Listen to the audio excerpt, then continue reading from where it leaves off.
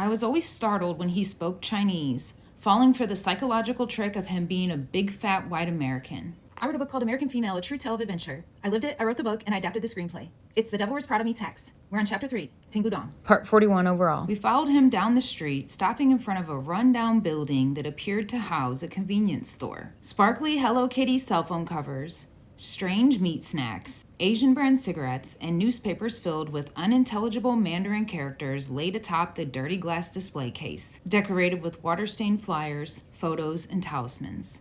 As I peered into the trove of mysterious Chinese knickknacks, I noticed Larry appear in my peripheral vision. He knocked on a door to the right of the case. A Chinese boy in his early teens appeared and greeted us. Ni hao, we responded in unison. 你好, women like 北方方式的虽然 Larry said.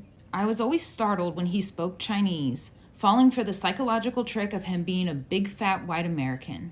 The kids seemed to suddenly recognize Larry, quickly opening the door. He bowed slightly while ushering us through one by one. 欢迎回来，请进来。 He said welcomingly, securing the door behind us. A thin wall separated the street and storefront from a small room. Inside were 2 couches on opposite walls, with a large rectangular tea table made of dark wood in the middle, leaving just enough space for us to sit.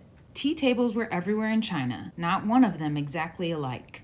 They were all exquisite in their own way. Taking a seat next to Rune, I still had no idea why we were there. Reverting back to my default state, I began observing details. The ceiling was rather low, composed of white square patches. There was a square missing in the corner, and a ladder made of bamboo rested against the wall, disappearing into the obscurity of the attic.